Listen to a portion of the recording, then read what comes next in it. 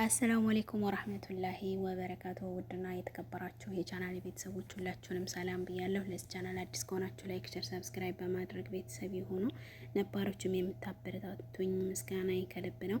ዛሬም በእውነተኛ ታሪክ ላይ የተመሰረተው ልብ አንጠልጣይ የፍቅር ታሪክ ጅምር ፍቅር የመጨረሻ ክፍል እናው ብያለሁ ቤተሰቦቼ። ፎዚያ ትዕግስት አሳጥቷታል። የህይወት አጋሯ ከራሷ አስበልጣ የምትወደው ሀቢብ ሞቷል። ሳትወድ በግዷ አምና ተቀብላለች። ከዚህ በኋላ ሀቢብን በድጋሚ አታገኘውም። ፍቅሯን እንደ ጧት ጤዛ ሆኖ ቀረ። ያ እንክብካቤና ደስታ በጅምር ቀረ። ውስጧ ተብሰከሰከ።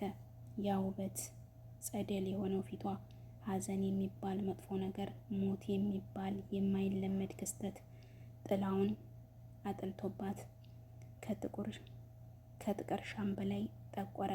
እንደ ማለዳ ወፍ ዜማዎች የሚያምረው ድምጿ ተኩረፈረፈ። ሊሳኗ ተዘጋ። ሀቢብን በስስት የምታይበት አይኖቿ በርበሬ የተቦካበት ሞሃቻ ይመስላል። ቀይ ሆነ። በዚህ ምድር እጅግ ከባዱ ነገር የሚወዱትን ሰው መለየት ነው።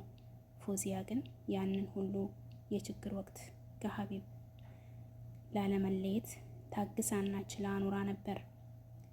የሰቆቃው ህይወት አልፎ የደስታው ዘመን ሲመጣ ደስታዋን የሚያጠፋ ፍቅሯን የሚያከስም ነገር ተፈጠረ። ሀቢብ ሞተ። የሀቢብ የቀብር ስነ ስርዓት ከተፈጸመ ዛሬ 3ኛ ቀኑን አስቆጠረ። ፎዚያ ሊያስተዛዝኗት በሚመጡት ሰዎች ተከባለች። ሁሉም አብሽሬ ይሏታል። ሞት በሁሉም ሰው ላይ ያለ ነው። እኛም ተራችንን ጠባቂዎች እንጂ ይህችን ምድር ለዝንተ ዓለም አንኖርባትም። አደርን የማንውልባት፣ ውለን የማናድርባት ጠፊ ዓለም ናት እያሉ ይመክሯታል። እሷ እንዲሆነ ሀቢብን ብቻ ሳይሆን ፍቅሯንም ከባሏ ጋር አብራ ቀብረዋለች።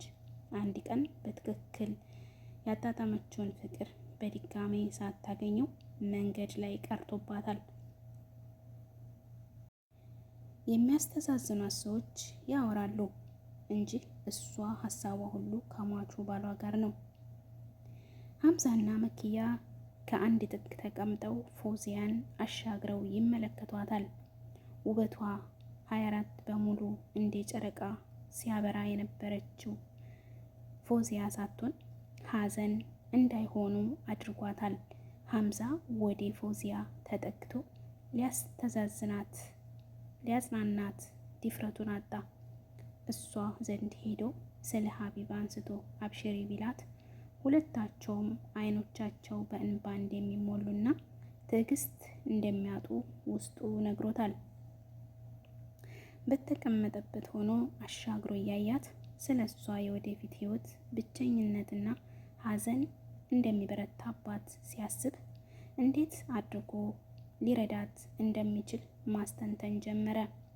የእሱ ህይወት አያስጨንቀውም፣ ምክንያቱም ቤቱ በደስታ እና በፍቅር የተሞላ ነው።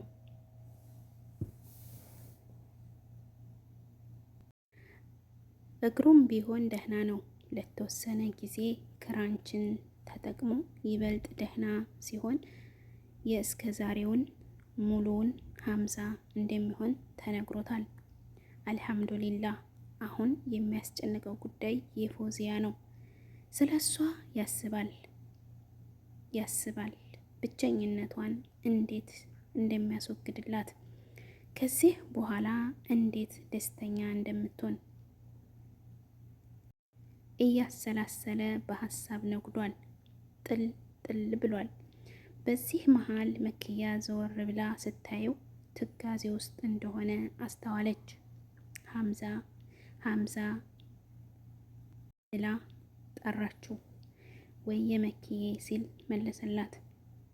ምን እያሰብክ ነው ብላ ከአይኖቹ ስለምን እንደሚያስብ ታውቅ ይመስል ትክ ብላ አየችው። መኪ የፎዚ ወደፊት ሁኔታ ነው ግን አላሳሰበችሽም ብሎ መልሶ ከሷ ጠየቃት።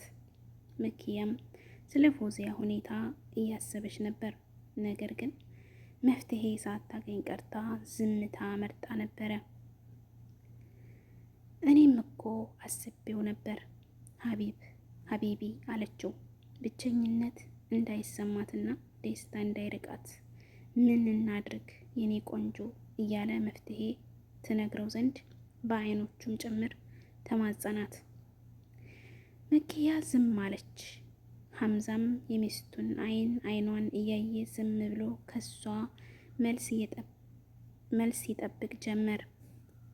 በመካከላቸው ለተወሰኑ ደቂቃዎች ዝምታ ከሰፈነ በኋላ መኪያ በሷና በሐምዛ አጠገብ የሚያወሩትን የሚነጋገሩትን የሚሰማቸው ሰው አለመኖሩን ካረጋገጠች በኋላ ወደ እሱ ጠጋ አለች።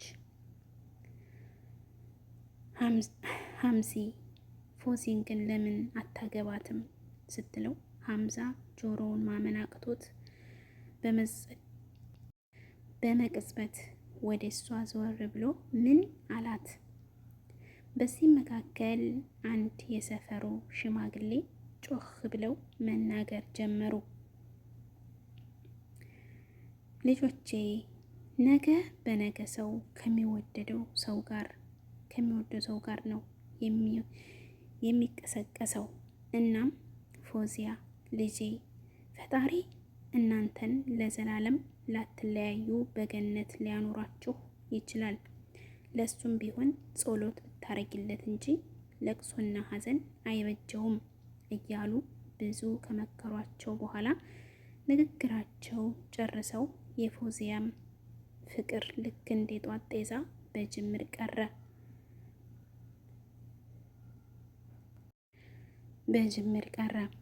ውድ ቤተሰቦቼ የዚህ የፍቅር ታሪክ ከመጀመሪያው ርዕሱ ጅምር ፍቅር ነበረ። እውነትም ጅምር ፍቅር አላህ ሱብሃነሁ ወተዓላ የምንወዳቸውን የሚወዱንን በዱንያም በአኼራም አይለያችሁ። ውድ ቤተሰቦቼ ታሪኩ በዚህ ተቋጨ። ወጥቶ ከመቅረት ፈጣሪ ይጠብቀን። በተለይ በአሁኑ ሰዓት ደግሞ የድንገተኛ አደጋ በበዛበት አላህ ሱብሃነሁ ወተዓላ መጨረሻችንን ያሳምርልን። የሰው ልጅ መጀመሪያው ሳይሆን መጨረሻው ሲያምር ነው። እናም የነዚህ ጥንዶች የፍቅር ታሪክ ከመጀመሪያ መጀመሪያ ላይ እንዳነበብኩት ከሆነ እውነት በጣም መሳጭ ነበረ። ከዛ መሀል ላይ ባለመስማማት ብዙ መሻከር በውስጣቸው ብዙ ወራቶች ካለፉ በኋላ ከእንደገና ተመልሰው በአዲስ መንፈስ፣ በአዲስ ርዕስ፣ በአዲስ ህይወት፣ አዲስ ፍቅር ጀምረው ሳያጣጥሙት በጅምር ቀረ። ለዛም ነው ጅምር ፍቅር የተባለው። ስለዚህ ቤተሰቦቼ አንዳንድ ታሪኮች እንዳልሆነ እኛ እናልፋቸዋለን። በዲራማ መልክም ይሁን በጽሁፍ መልክም የሚቀርቡት እኛን ለማስተማር ነው። ቦታ ሰጥተንና ከልቡነን ካየናቸው፣ ካዳመጥናቸው፣ ከተረዳናቸው ማለት ነው። እያንዳንዱ ነገር ከጀርባው ትምህርት አለ። ስለዚህ እንማርበት እላለሁኝ። መጨረሻችንንም ያሳምርልን። የሰው ልጅ ሸክላ ነው፣ ተሰባሪ ነው። ስለዚህ መልካም ሰርተን ለማለፍ ያብቃን እላለሁኝ። ውድ ቤተሰቦቼ ላይክ፣ ሼር፣ ሰብስክራይብ እያደረጋችሁ የምታበረታቱኝ ምስጋናዬ ከልብ ነው። በሌላ አዲስ ቪዲዮ ደግሞ እስከምንገናኝ በያላችሁበት የዓለም ዳርቻ ሰላማችሁ ብዝት ትርፍ እንድልኝ የዘወትር ምኞቴ ነው። ሀገራችንን አላህ ሰላም ያርግልን። ውድ ሀገሬ ልጆች ዋናው የሀገር ሰላም ነው እና የሀገራችን ሰላም እንድመለስ ሁላችንም በዱዓ እንበርታ።